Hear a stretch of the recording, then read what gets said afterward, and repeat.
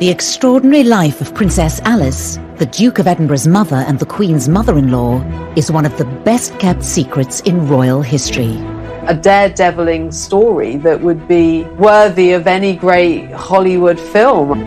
Born in Windsor Castle, she begins life as a privileged royal. She was most Diana-like because she was regarded as the prettiest princess in Europe. But from the start, Alice is no ordinary princess. She was basically stone deaf.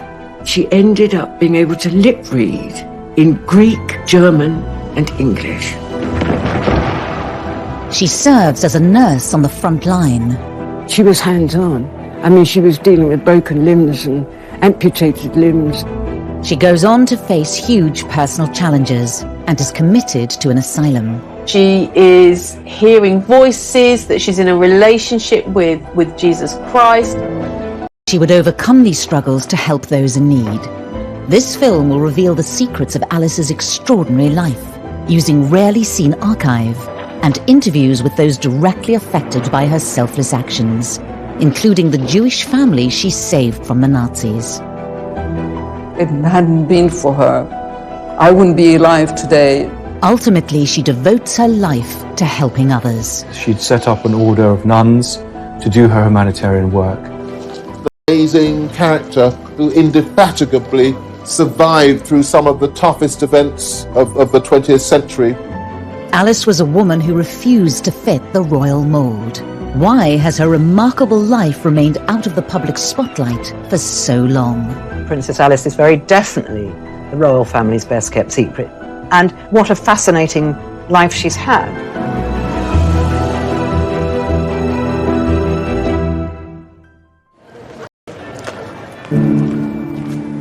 On a winter's day in December 1969, London goes about its business largely unaware of the sadness within the walls of Buckingham Palace. Princess Alice, who was the Duke of Edinburgh's mother, mother-in-law to the Queen and grandmother to Prince Charles, has died in her sleep. Reporting of Alice's death is minimal. It makes just the fourth item in the night's news. The BBC announcement read, "The Duke of Edinburgh's mother, Princess Andrew of Greece, died today at Buckingham Palace. The princess, who was 84, had been in poor health for some time. Princess Andrew, or Princess Alice, her own name, was the daughter of Prince Louis of Battenberg." It's a very unremarkable announcement. Words of respect, adoration, affection. It's very cold. It simply marks the passing of a life defined by the men around her. Indeed, despite her position in the royal family, Princess Alice has long remained hidden from public glare. Many first discovered Alice through her portrayal in the TV series The Crown, when, as this clip shows, she had been living as a nun. Let this be a mother's gift to her child. Find yourself a faith. I didn't even know she existed. I had no idea who the Duke of Edinburgh's mother was. I think, like the majority of people, she's been a very well-hidden secret. It was never Alice's style to seek out the limelight. Princess Alice didn't give very much away about herself. When she died, she left but 3 dressing gowns, which were given to the nurses who'd been looking after her. By that stage, she'd given everything she owned away. She owned absolutely nothing. But Alice's start in life was very grand indeed. She's the great-granddaughter of Queen Victoria, and she was actually born in the tapestry room at Windsor Castle in 1885. As she grows up in the castles and palaces of Britain and Europe, Alice expects to marry a suitable royal partner. In 1902, the coronation of Edward VII provides a perfect opportunity for 17-year-old Alice to find a match. Edward VII himself remarked at his coronation that Alice would be the most beautiful bride of any young prince in all of Europe. A number of different members of royal families arrived in London to attend this event. Princess Alice was one of them, and Prince Andrew of Greece was another. And here, Alice is swept off her feet by the young Greek prince Andrea. That is really where the relationship developed, and it was a love match. It was a real love match. Just over a year later, the couple are married in Germany. It's a royal alliance with serious pedigree. Alice is the daughter of a German prince and a British princess, and the great-granddaughter of Queen Victoria. 21-year-old Prince Andrea is the son of King George I of Greece, himself a distant cousin of Queen Victoria. Andrew was a tall, blonde, handsome young army officer. His whole approach to life seemed to be very different from Alice, who was beautiful, but for the most part reserved, silent.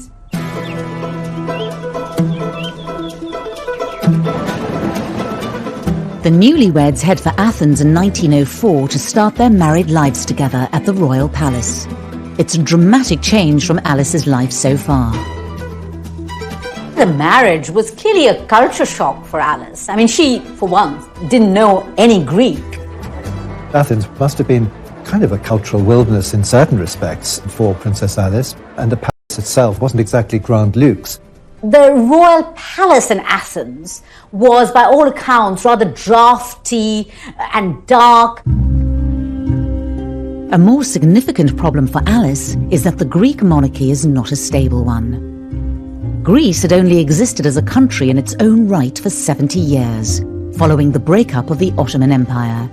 So it had to create its own monarchy. In 1863, Greece turned to Denmark's royal family for a king, and they chose one of their Danish princes. King George I of Greece had been imported from Denmark, so none of the Greek royal family had any Greek blood whatsoever. They had Danish blood and they had Russian blood. The fact that the family came from Denmark and were not Greek clearly created some problems for them in Greece, problems that would continue in terms of the monarchy there. Despite the national ambivalence to the new royal family, the Greek people take to Alice immediately. She certainly provided a great injection of glamour into the Greek royal family. She was a bit almost Diana-like because she was regarded as the prettiest princess in Europe. She quickly learnt to speak Greek and she quickly started producing children. Alice enjoys her new life in Athens. Within 2 years, she has given birth to 2 daughters, Margarita and Theodora. But there are clear signs that trouble lies ahead for Alice and for her family elsewhere in Europe.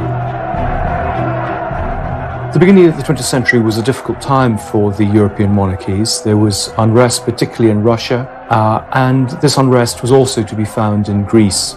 A sense that monarchy had had its day and revolutionaries were beginning to, if not seize power, at least to agitate for power. A tragedy in Alice's family, born out of this unrest, would prove to be a huge turning point in her life. Her favorite aunt, Grand Duchess Ella, lives in Russia with her husband Sergei, the Governor General of Moscow, a man with dangerous enemies. Was married to the Grand Duke Sergei of Russia. And in 1905, Grand Duke Sergei is horribly assassinated by a bomb which blows his carriage into smithereens outside the Kremlin. And this had a profound impact on Ella, who gave up her material wealth and used her time and resources to feed the poor and become much more religious and set up a convent. Alice goes to visit Russia, I think in 1909, and she sees the amazing work that her Aunt Ella is doing, which directly affects Alice and affects how she chooses to lead her own life. As Greece edges closer to war with its neighbours, Alice would soon be given the chance to follow in her aunt's footsteps and risk her life to help others.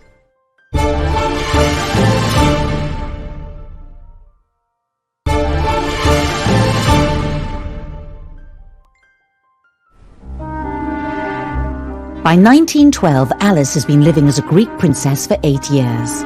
She and Andrea now have 3 daughters. Cecile was born in 1911. However, their lives are set for a dramatic change as Greece goes to war in a bid to seize new lands. There was a particular war in 1912, the First Balkan War. The Ottoman Empire, which had been so dominant in the Balkans for hundreds of years, was crumbling. So Greece was wanting to expand north and eastwards, taking over some of the Ottoman territories, which historically had many Greek occupants. And the Greek royal family are absolutely at the centre of this because Andrea is a military officer, so he's on the front. As her husband heads off to the battlefield, Alice takes the bold decision to leave her 3 children behind and follow him to the front line. Alice felt that she needed to do something for her adopted people. She goes to the front lines and works as a nurse. As the Greek forces advance, she sees that there are a huge number of victims, both civilian and military. She commandeers buildings, she organises nurses and doctors. She has an amazing role in that Greek war effort in the Balkan Wars in 1912. Alice immediately threw herself into the whole business of sort of creating field hospitals, taking part in operations. For a young woman in her 20s with no medical training, she shows great grit and innovative sense. Alice doesn't restrict herself to just setting up the hospitals. She was hands-on. I mean, she was dealing with broken limbs and amputated limbs. In a series of letters that easily detail that the corridors were running with blood and people were minus arms, minus legs, and Alice was having to deal with all this, but she wanted to deal with it because the calling from her was that she was helping, and she really was helping. Very early on, we see that she doesn't conform in the way that's expected of her, and she does the things that she feels are important and thinks of others before herself. It's a very, very different sort of world to the world she's been brought up in, and earns her enormous respect from those around her. Alice has yet again proven that she can overcome great personal challenges in her life. As a child, it was realised all was not well. She was a very bright young girl, but at first her learning was slow because she had this problem, first of all undiagnosed and then later diagnosed as deafness. Her mother believed in a kind of tough love and had a sort of let's get on with it kind of attitude, and didn't treat Alice any differently from her other children. And let her learn how to lip read and let her fight her own battles rather than mollycoddle her. Alice rose to the challenge and became a skilled lip reader. She lip read in German and English, which were her first languages, and later on in Greek and French. So Alice had this very severe disability, which she overcame, but that must have had quite an influence on her personality. 3 years after the end of the Balkan Wars, Alice finds herself in the midst of another war zone. At the outset of World War I in 1914, Greece takes a neutral position. But 2 years later, it has been drawn into the conflict. Of course, the First World War is regarded as the war to end all wars, and it's easy to forget about the terrible suffering in Athens at that time. Athens is bombed by the Allies, and typically Alice, then she has to start helping again. December 1916, there's terrible malnutrition, and so what does Alice do? She joins in setting up soup kitchens, in just trying to get food to the people of Athens in the dark heart of the First World War. As Greece finally joins the Allied forces, the tide turns against the royal family. There was the rise of a republican movement in Greece during the First World War. They targeted the monarchy as being foreigners, as being parasites on the system, as not belonging to Greece and not being Greek. Fourth baby daughter are forced into exile in Switzerland with most of the Greek royal family. This is the first time that Alice gets a taste of what it is to be a Greek royal. Alice had no sense of when she would be returning to Greece and indeed what life was going to be like for her over the next few months. And, they weren't luxurious months. As she adjusts to life in exile, Alice receives news of an appalling family tragedy during the Russian Revolution. The Russian royal family, including Alice's favourite Aunt Ella, was caught up in the civil war. And in July 1918, Aunt Ella, along with several other members of the Russian royal family, were driven by the Bolsheviks to the Urals. Ella and 5 male members of her family were taken by the revolutionaries to this disused mineshaft. They were thrown down, and then rocks and stones were thrown on top of them, and a grenade, which obviously killed them. But until that moment of their death, they were stoic, and they were singing psalms and saying prayers. Alice is grief-stricken, of course, but she's even more admiring of the strength of courage and will. Relief and respite finally comes to Alice in 1920, when the exiled king is restored to the throne in Greece. In this rare piece of footage of them together, Alice and Andrea are now back in the land they call home. Andrea and Alice and their 4 daughters by this time, they spent most of their time on the island of Corfu at a villa called Mon Repos. And that's where Alice and the 4 girls and their servants and their British nanny, Miss Roos, are living in 1921, when at last the beloved 5th child and longed-for son is born. The arrival of Prince Philip, Philippos Andreou as he was called, completes Alice and Andrea's family. But they would not have much time to enjoy life with their new baby. Greece is once again looking to take land from Turkey in their on-off conflict. Andrea is now a major general in the army, and when the Greeks suffer a humiliating defeat and are sent packing by the Turks, the royal family is back in the firing line. Andrea is a scapegoat for the dramatic defeat of the Greek forces. He comes back to Athens in disgrace, is arrested, is accused of high treason, is put on trial with other officers. The other officers are actually executed. Andrew being sentenced to death. And this was, as dangerous as it got. A last-minute, behind-the-scenes deal involving the British government, King George V and the Greek leaders saves Andrea's life. The British cruiser is dispatched to Athens, and this show of strength is sufficient to have Andrea's released, and the young family is then in exile once again. But at least they're alive, and Alice is thrilled to have her husband back. Prince Philip, who was, literally a babe in arms at this time, and taken for safety onto the British warship, carried in an orange crate, and that was to be his means of escape. So really, really dramatic days. They may be alive, but Alice and Andrea flee Greece with little money and few possessions. Now they are in need of a safe home for their young family once again. Andrea was lucky that his brother married somebody rich called Marie Bonaparte, and they have several properties on the outskirts of Paris, and they gave one of these properties to Andrea and Alice as a home for their children, because Andrea and Alice had to leave everything behind. Alice and Andrea would spend 8 years in Paris. The turmoil they've lived through is finally taking its toll on them. The marriage is beginning to fray at the edges. For Andrea, this must have been quite difficult after a very active life. Basically, he was no longer a prince in Greece, that he was exiled for life. This phase was very difficult for Princess Alice because she had been through enormous amount of trauma, and all those deaths in the family, and her husband almost being put to death himself. I mean, that would be enough to shake anybody. As their time in exile wears on, Alice's behaviour becomes increasingly erratic. Behaviour that would lead her family to take action that would scar her for years to come.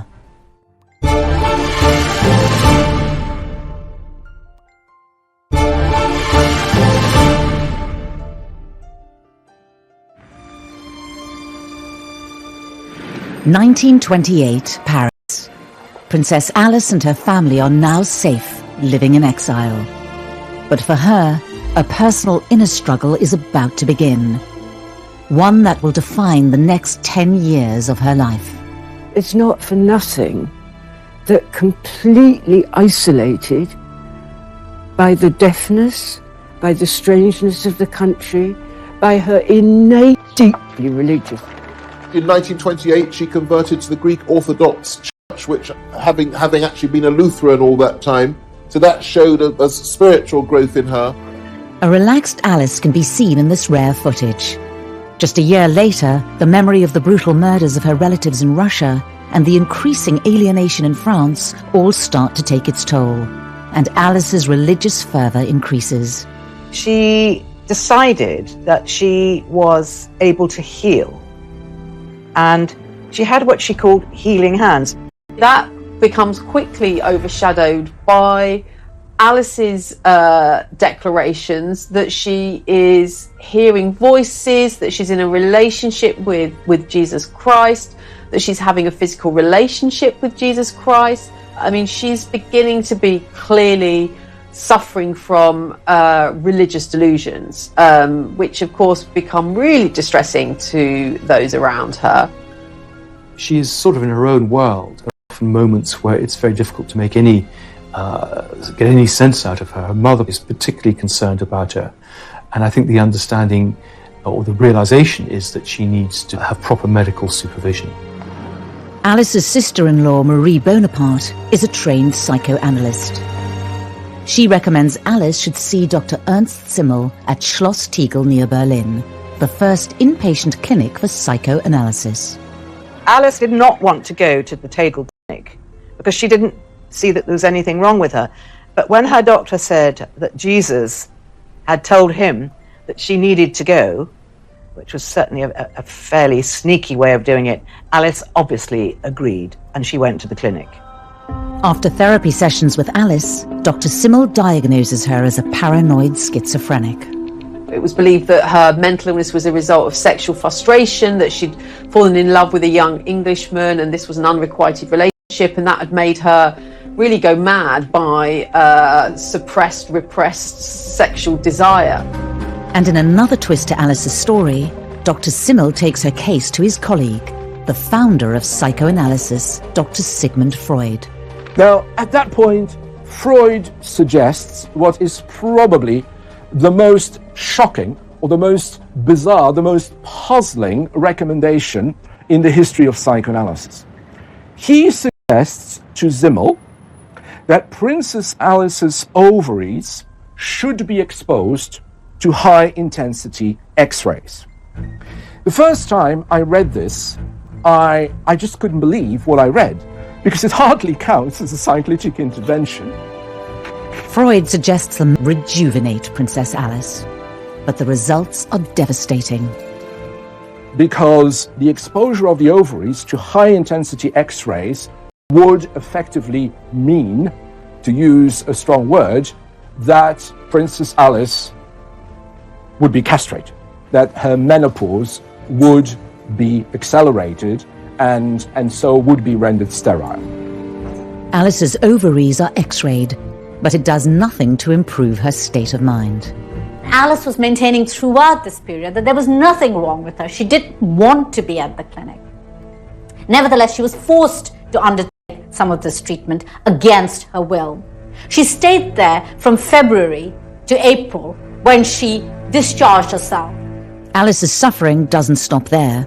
Her mother, Victoria, perhaps embarrassed by Alice's behaviour, conspires with the family doctor to send her to another clinic. So Alice's mother took Prince Philip out to lunch, on a picnic, and by the time he came back, men in white coats had come and taken Princess Alice away. And in the end, which was really, really sad, they forcibly had to inject her and sedate her to get her to the clinic. What was done then was effectively in breach of every convention of civil rights. She was admitted by force on the instructions of her mother and against her will to a psychiatric institution. Alice is sent to the Bellevue Sanatorium in Switzerland. Princess Victoria was generally concerned about her daughter, that she should have proper medical attention. But I think a large part of it was the need to keep her out of the way, that she was a potential embarrassment. Alice had delusions that Christ had given her a special religious mission. She had put these thoughts to paper in an attempt to share them publicly.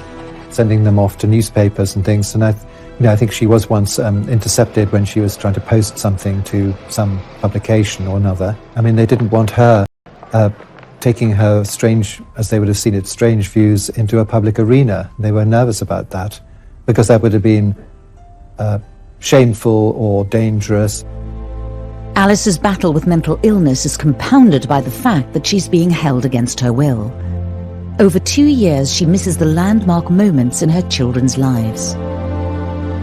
She didn't attend the weddings of any of her 4 daughters, and that must be a matter of great regret and unhappiness for her. Whilst her daughters are married and making their own way in life, Philip, her son, is still just a 10-year-old boy missing his mother. He's always said, well, it just happened. They were marked with him because he'd been much beloved by both parents in the first 9 years of his life. Alice's husband, Prince Andrea, sees their marriage as effectively over. Broken and feeling betrayed, Alice tries to escape in July 1932. So during lunch, her nurse has gone out of the room and she makes a bid for freedom, and she jumps out of the window into the flower bed and heads off to the nearest railway station, which isn't far away. And she got as far as the train station. I think she even got as far as into the carriage, and they kind of found out that she was there. She's arrested and brought back, much to her disgust, and therefore her escape attempt hasn't worked.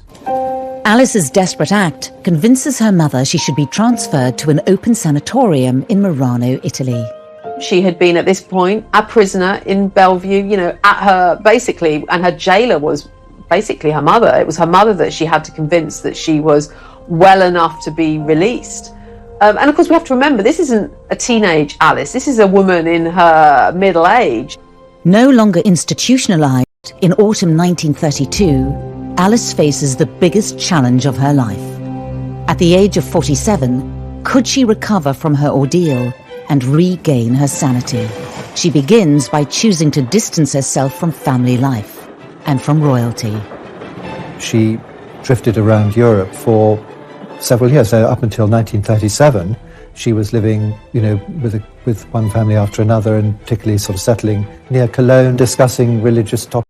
Very, very involved with all the things that were interesting her, but not involved with her family. This sort of extended gap year of her trying to perhaps find herself, but certainly not living the life of a princess. In many ways, sort of living off-grid. I mean, we don't know very much about her, which is sort of quite remarkable, of course, that she kind of disappears.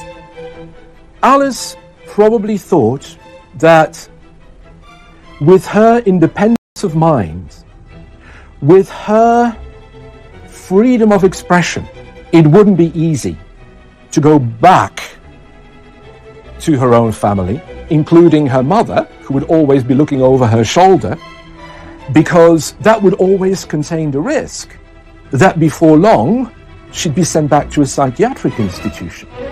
Alice's decision to live a solitary life means her youngest child, Philip, is still being raised by relatives. I think it's important not to pity Alice during these years, but neither, I believe, should she be reviled as spent her time roaming aimlessly in Germany. What about her husband? After 5 years wandering across Europe, passing from friend to friend, Alice starts to feel like she can finally reach out to her loved ones. The connection with her family begins to be a bit closer as she recovers her health. She begins to communicate with her family a bit more, write letters to Philip. He's encouraged to write back to her. And so the family begins to come back together.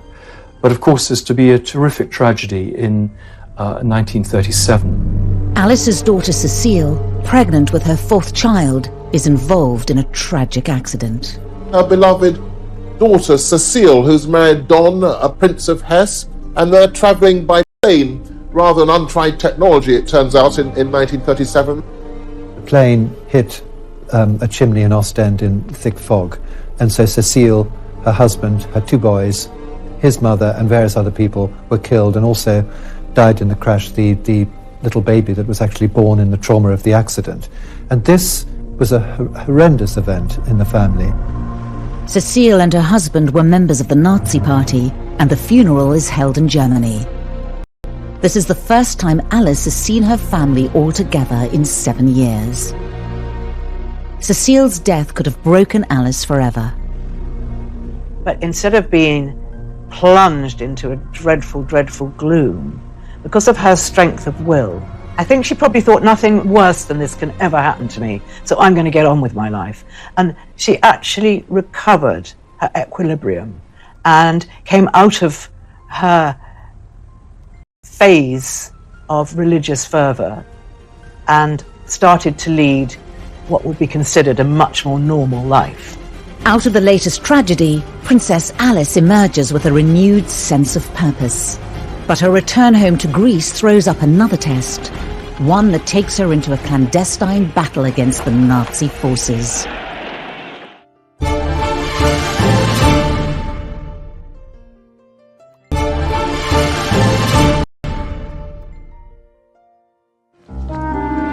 In 1938, Princess Alice, mother of Prince Philip, returns to Greece to serve the poor. During her 16-year exile, she survived hardship and horrific tragedy. However, once again, she will soon be placed at the heart of momentous historical events.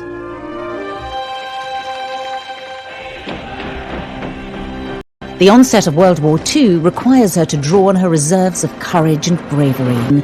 The Greek royal family flee to safety. Despite the dangers, Alice decides to remain, to continue her work. I don't think that Princess Alice ever really wanted to leave Greece. I mean, that was where she belonged. She was a Greek princess by this stage, and she felt that's where she could be most useful. The Nazi invasion has devastated Athens, and thousands are left destitute and starving. Alice helps by volunteering for the Red Cross.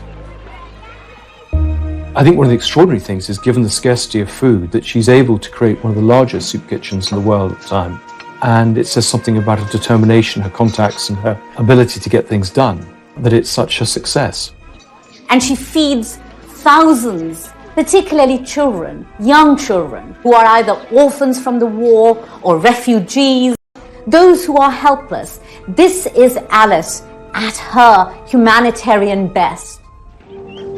As war continues to rage in the Greek capital, Alice is undeterred from carrying out her work. She's completely fearless. While bullets are flying, she's on the streets of Athens taking supplies to people in need. And she's heard that you don't hear the bullet that kills you. And she says, I won't hear it anyway because I'm deaf. However, Alice is about to take an even bigger gamble with her own safety. Athens is home to around 8,000 Jews. Amongst them, the Hamaiki Cohen family, prominent members of the community who have ties to Greek royalty. Evie Cohen is their only surviving direct descendant. At the beginning of 1943, it became obvious that the decisions against the Jews to take them to concentration camps was starting to be obvious. My family had to go in hiding. Evie's father, Alfred, decides the family's best hope of refuge lies with Princess Alice. Now he must find a way to contact her. By an extraordinary coincidence, a chance encounter with her lady-in-waiting results in a message getting to Alice. I'm going to read out part of the text my father had written about this part of the story. For us, it was an absolute miracle. In short, that lady immediately went to see the princess, and an hour later we were informed that the Princess Alice would be more than happy to take in my mother and sister. I think it was Alice taking an enormous risk, because she may have faced a firing squad, because she had harbored the Jewish family. It was an enormous risk. When the German, perhaps there were Jews being sheltered by Princess Alice, she said simply, I can't understand, I don't know what you're talking about. And they just thought she was a silly old woman and left her in peace, which is just as well, because if she'd been caught, she would have been in serious trouble. People were being executed for looking after Jewish families, but Alice had no fear. Her faith was her shield. Incredibly, the Hamaiki Cohen family are never discovered by the Nazis. Alice keeps her own bravery a secret. If it hadn't been for her, I wouldn't be alive today to say all this. And my parents would not have met, and so many other things. Back in Britain, her son Philip has spent the war years re-establishing the family's close links to the British royals, thanks to the patronage of Alice's brother, Lord Mountbatten. Keen to improve his nephew's prospects, Mountbatten encourages Philip's blossoming romance with Elizabeth, the future queen. Alice found out that her son was falling in love with Princess Elizabeth, and she was, of course, delighted. And although she hoped that one day maybe he might become a Prince of Greece, the fact that he was in her own homeland, Great Britain, and had fallen in love with the British princess, who was going to be heir to the throne, she was very, very happy. However, in 1947, when Philip, sixth in line to the Greek throne, gives up his titles so he can marry Elizabeth, for his mother, the news is bittersweet. Alice, in many ways, this was no doubt a personal disappointment, but at the same time, here was her only son, of course, marrying the future Queen of England. And so it seems that she was kind of reconciled to that and accepted that, even though, of course, it came at the cost of Philip renouncing his claim to the throne. Soon after Philip and Elizabeth's engagement is announced, Alice travels to England to see them. Keen to provide her son with the engagement ring, she had already arranged for some of her royal jewellery to be retrieved from a secure bank vault in Paris. She had no money, so she wasn't going to be able to buy an exquisite gift for her future daughter-in-law. So she took one of her tiaras to Philip Antrobus, the jeweller, and she said, take the best stone out of this, and I want it fashioned into a ring for my future daughter-in-law, which is a very romantic thing to do. And I think it is about Princess Alice wanting her son to be seen as good enough in many ways. So here, perhaps for one of the only times in her life, playing the role of the sort of proud, slightly pushy mum who, wants her son, future Queen of England. On the 20th of November 1987, Philip and Elizabeth prepare to walk down the aisle at Westminster Abbey. The eyes of the world are centred on Buckingham Palace. Two greys draw the Irish statecoach. Inside, Her Royal Highness Princess Elizabeth and her father. In one of the rare occasions she steps back into the royal limelight, Alice is present amongst the crowned heads of Europe.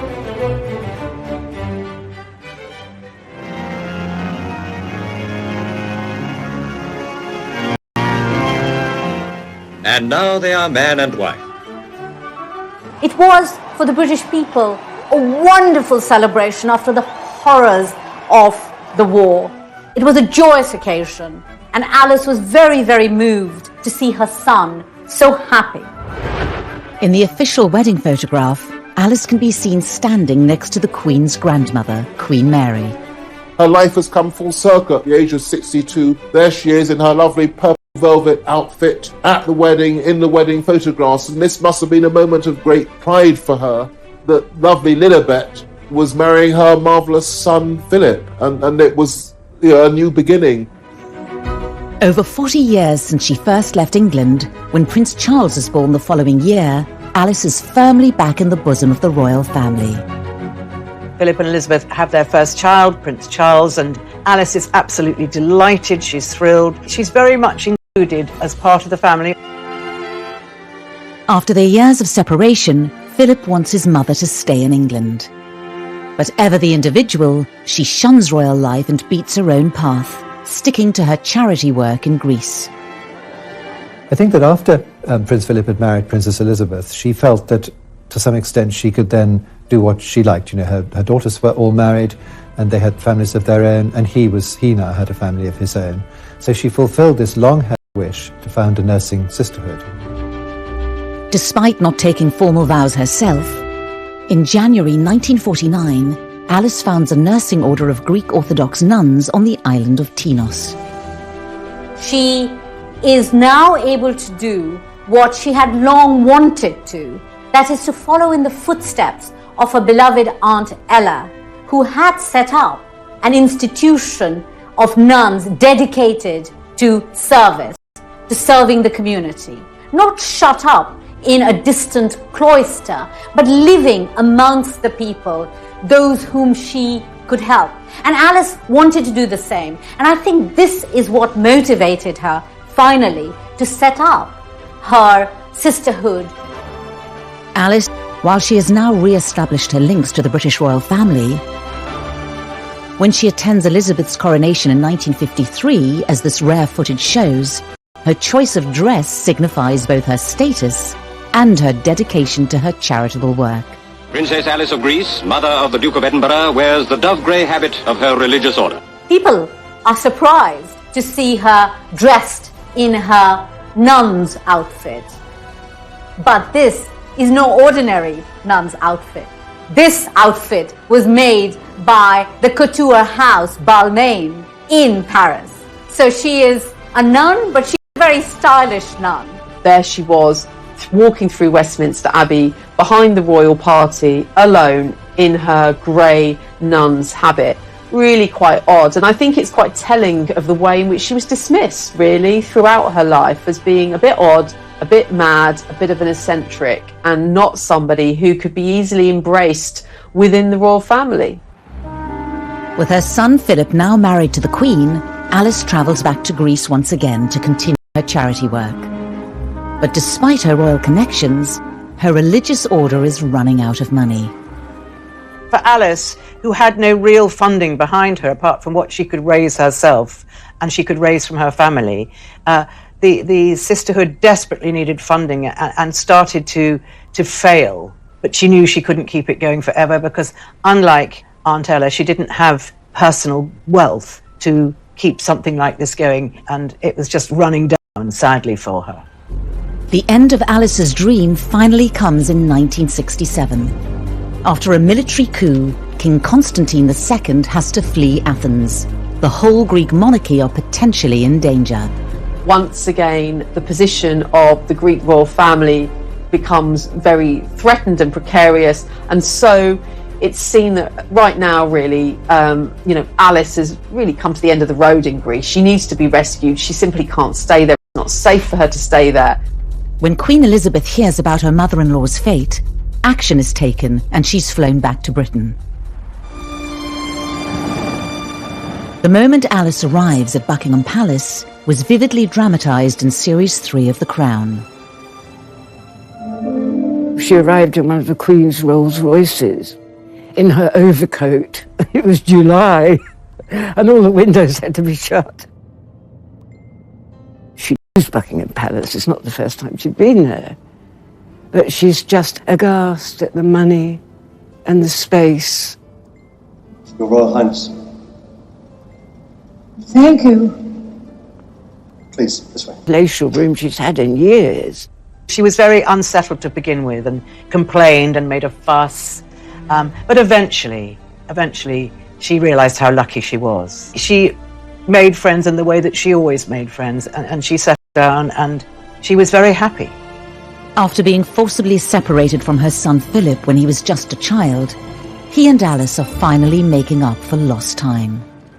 Philip had been effectively abandoned at the time where his mother was put in a sanatorium. So one can imagine these were an opportunity for mother and son to get acquainted with each other and to reflect on her life and perhaps the legacy and influence that she might have had and have on Prince Philip. Alice has finally found safety and stability in Britain after decades of selfless devotion to others. But her bravery during the war wouldn't receive the recognition it deserved until many years later.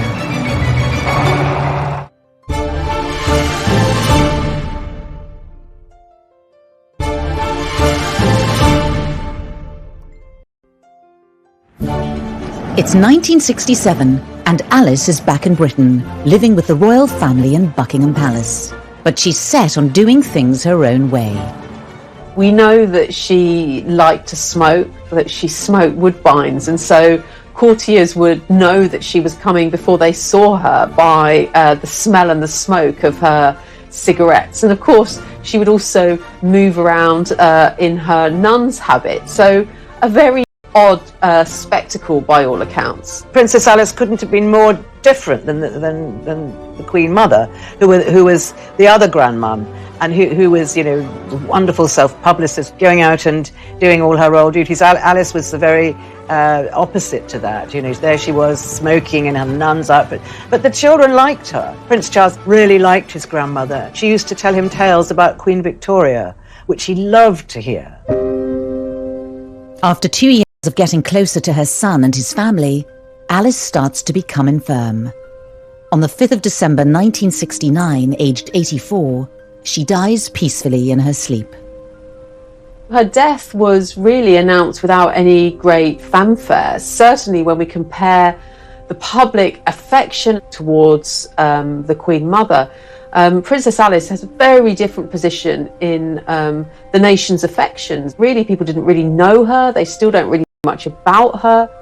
The funeral itself was a relatively small affair. I suppose in keeping with service rather than status. Prince Philip, he said what an extraordinary thing it was that she had been born in Windsor Castle, and after a difficult life of wars and tragedies and separations and living in different lands, she had come back to Windsor Castle again. Before she died, Alice gave very specific instructions about her final resting place. She wanted to be buried in the Russian Orthodox church in the Mount of Olives by the side of Aunt Ella. So a very particular request and a very difficult request to honour. It isn't until 1988 that Alice's family are able to fulfill her dying wish to transfer her remains to Jerusalem. Despite the dangers she had faced during World War II, Alice's work was not recognised until long after her death. In 1994, Prince Philip was in Israel to see his mother posthumously awarded the title of Righteous Among the Nations by the Yad Vashem Holocaust Remembrance Centre. The award was given for Alice's bravery hiding the Hermione Cohen family from the Germans during World War II. She was a person with a deep religious faith, and she would have considered it to be perfectly natural human reaction to fellow beings in distress. Princess Alice, she didn't even think for a minute. She just heard there were people that were in danger and that she felt that she could do something for them. The story of Princess Alice and my family is a beautiful one, and it can, I hope, be an example for the young today to continue to do good things in life, to be human. Both Prince Charles and Prince William have since travelled to Israel to visit Alice's tomb. As the years elapse, the work, the selfless work that she did, is seen as something that the royal family are incredibly proud of. And I think her legacy and her life is being embraced much more by the royals and even the younger royals. And obviously that's very good to see. So I think she's been a great influence, and I think, you know, on the whole royal family's attitude to humanitarian activities. Alice was a royal like no other. The twists and turns of her life spanned much of the 20th century and coincided with pivotal moments in history. Alice's life was on the outside looking in, and that was why she was able to help people so much. That was one of the joys of playing her, because she didn't give a damn what people thought about her. Disadvantages from her deafness as a child through to the problems of exile as a royal princess, a mental illness, and throughout all this she rose triumphant as an inspirational figure. An amazing character who indefatigably survived through some of the toughest events of the 20th century and triumphed as a sort of humanitarian icon. A really remarkable life story. and one that shouldn't be forgotten.